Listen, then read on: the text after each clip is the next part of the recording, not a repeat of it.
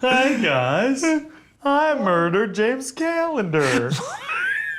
I'm peeing myself.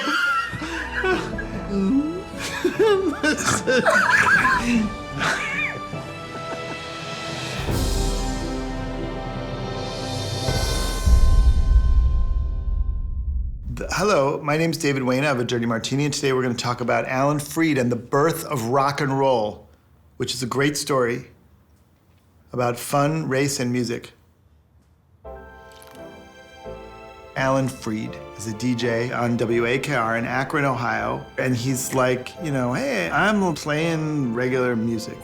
He was playing jazz and pop and pre-rock and roll music. Meanwhile, there was this guy named Leo Mintz. Leo Mintz is a record store owner in Cleveland, Ohio. And Leo Mintz was seeing that these white kids are having a good time and they're dancing. But at the time, it wasn't accepted for the white people to buy black music, or what they called race music. And he became aware of this DJ, Alan Freed.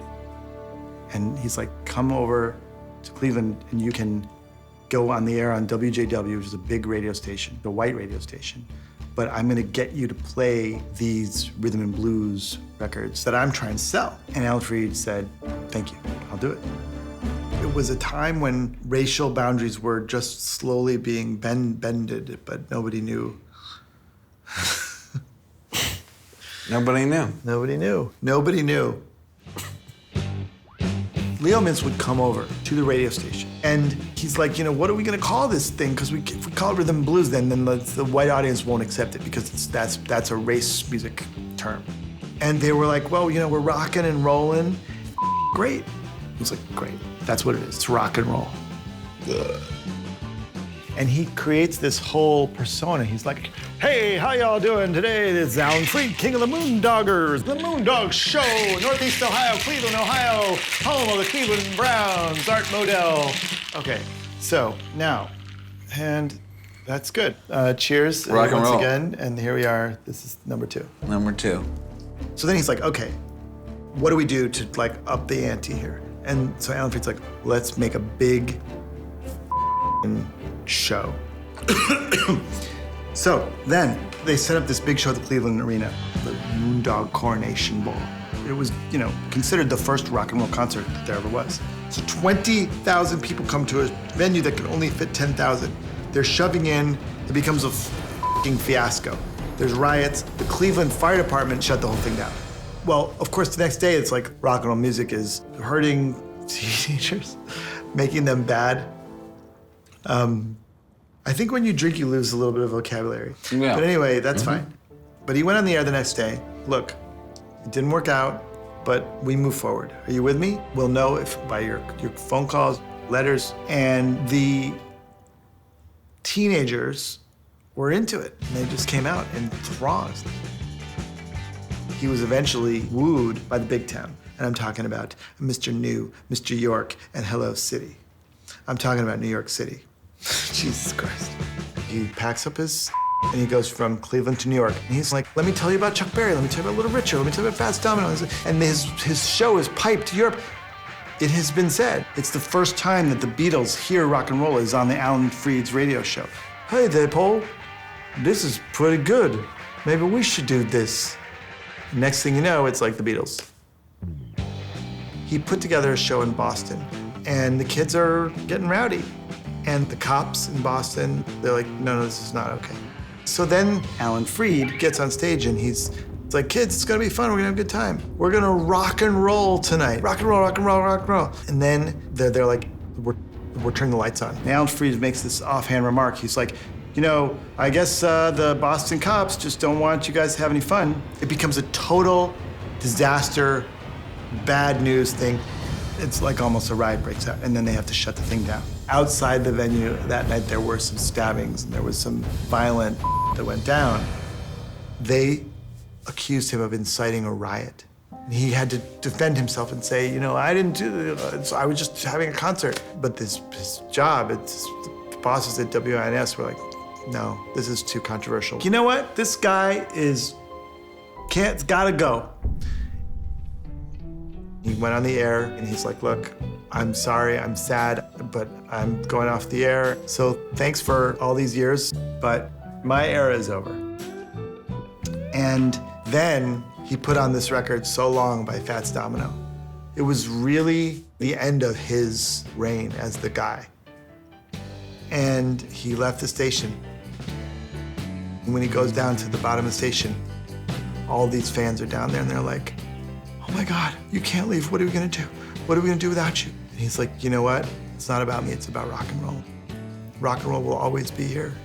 Nothing will stop that. And so rock and roll will never die. And rock and roll has gone on. Hello. Today we're going to talk about the Scopes monkey trial.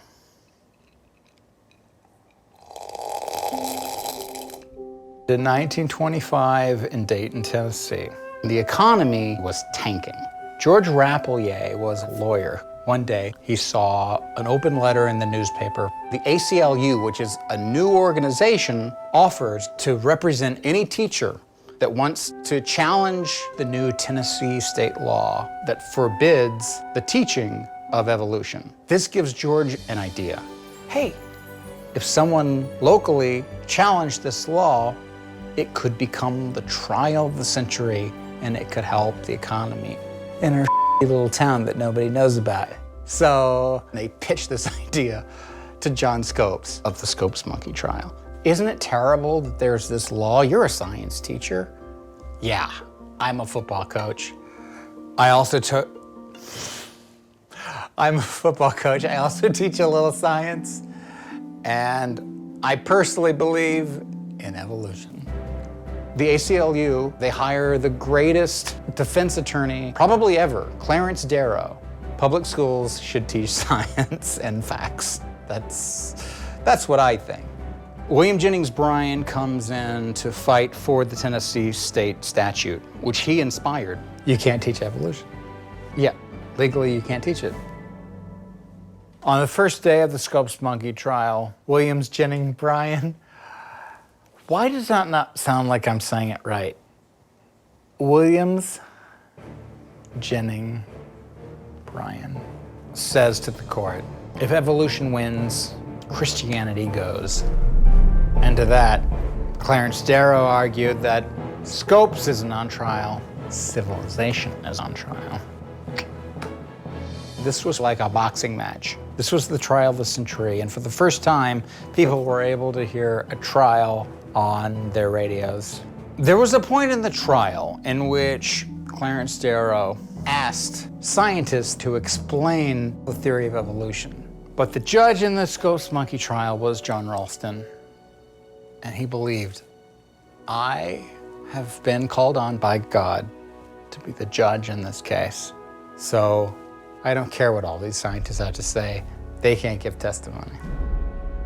So Clarence Darrow decided, okay, all of my witnesses, they can't give testimony. So I'll ask someone who's an expert on the Bible to give testimony. Hey, William Jennings Bryan, I know you're on the other side of this case, but why don't you go on the witness stand and I'll question you about the Bible.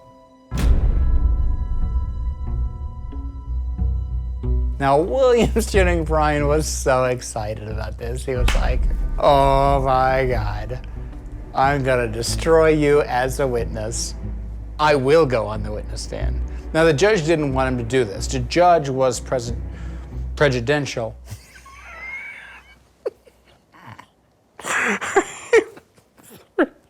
When Clarence Darrow puts William Jennings Bryan on the Bible, he asks, do you believe all the stories of the Bible literally? And the first answer of William Jennings Bryan is yes. The Bible is literal. I believe in it literally. And then asking him specific questions. Where did Cain's wife come from? He made Adam and Eve, and then all of a sudden there are other people and Cain finds a wife. Where did Cain's wife come from? William Jennings Bryan gets flustered and says, well, I leave that up to you agnostics to find out. That's all Clarence Darrow needed. So you're not interpreting the Bible literally. Clarence Darrow goes on to destroy William Jennings Bryan on facts. Are you still spinning, or how do you feel? Well, I'm dizzy. I feel weird. I feel like I think I know where I'm going, and then I get utterly confused about where I thought I was going. Nope. Gonna get Facebook responses for this. This was the complete destruction of Williams Jennings Bryan. And Williams Jennings Bryan looks like a fool. But Williams Jennings Bryan knows I have the most amazing closing argument to make. So the entire country listening to the radio agrees Clarence Darrow just mopped the floor with Williams Jennings Bryan. But Williams Jennings Bryan has the most amazing closing argument to make. Unfortunately for him, Clarence Darrow also knows that he probably has a pretty amazing closing argument. So when the judge asks, Clarence Darrow says, I don't want to make a closing argument. By law, Williams Jennings Bryan now cannot make his closing argument. He was like, you scumbag, you know what a f***ing scumbag you're being right now. He was just humiliated, and now he can't even make the closing argument he's been working on for the entire trial. Because he knew that, at least in the minds of those listening to the trial on the radio, he had won. And that's all he wanted. Because he knew he was gonna lose. He wanted to lose so that a higher court could decide on this bigger law. 6 days after the trial, Williams Jennings Bryan died. And the press reported that Williams Jennings Bryan didn't die of diabetes. He died of a broken heart. You think they were right? No, I think he died of diabetes. Perfect ending.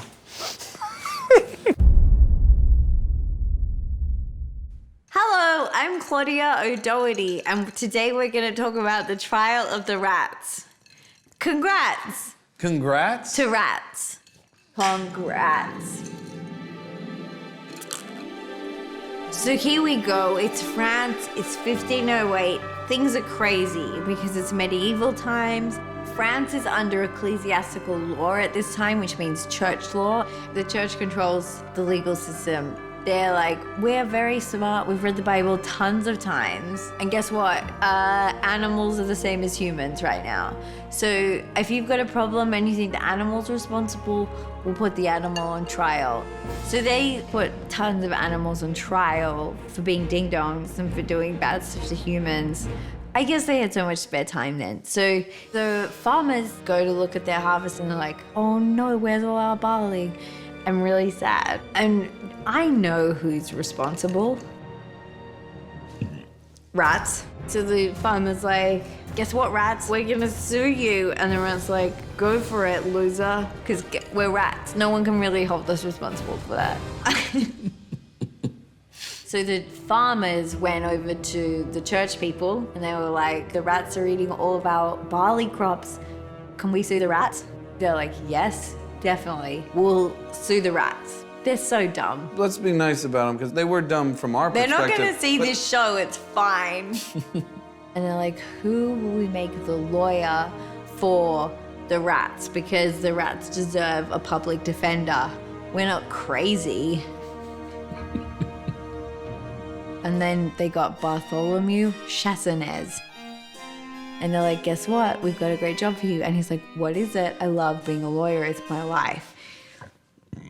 And they're like, you're defending someone cool. And he was like, good. I can't wait to do a great job for them. It's rats. It's rats, mate. And he's like, cool. Thank you for the opportunity. I'll be there. And I'm going to work my heart out for you. I just love law and being a lawyer. So they're like, great, we're just gonna post summonses everywhere for the rats, being like, come to your trial, rats, you're in big trouble. Which is so stupid, but that's what they did. So the rats saw the scrolls, and then the rats said to each other, let's go get some food, because we're rats, we don't know what that says. So everyone shows up for this trial. The cathedral is jam-packed with human beings. The rats are gonna be here, right? We've all cleared our schedules to put these rats on trial, and then the rats arrive?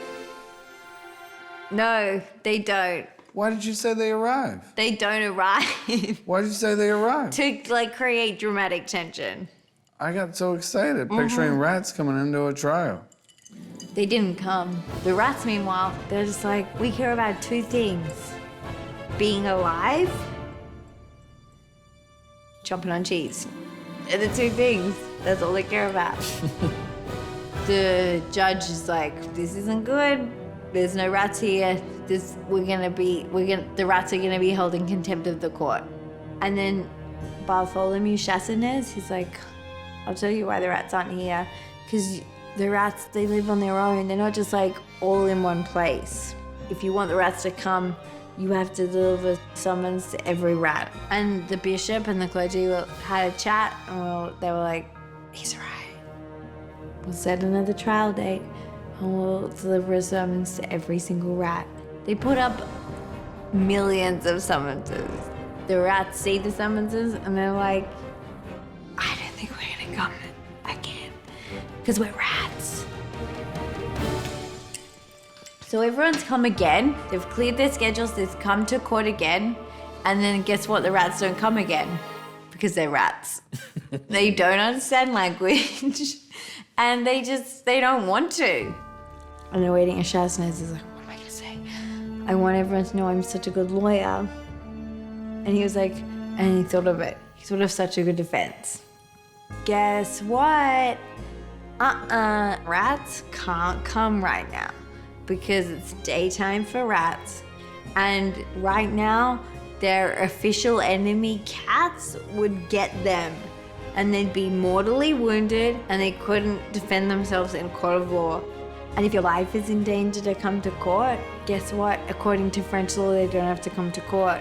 If there are cats on the road, we must acquit. That's what he said. And then guess what? That's the end of the story, because there's no more records of the story. Because guess what? Someone ate the records. Who was it? It was the rats. It might have been bugs, but it was probably rats. So the next part of the story, this is how it probably ended, is they're like a blah, blah, blah, French, blah, blah, blah, clergy talking to bishop, and like, what do we do, blah, blah, blah, and they're like, guess what? The rats are acquitted. And Bartholomew was like, yes, I'm the best rat lawyer. No one is as good as me. And then, so from then, he got some great jobs. He represented a rooster. He got the rooster off. Nothing makes a mother happier than finding out her child is representing a rooster. Yeah, like, my son, he's done great. He's a lawyer. He got the rats off. He got the rooster off. And then he got a pig off, because that's what he did. Cock-a-doodle-doo.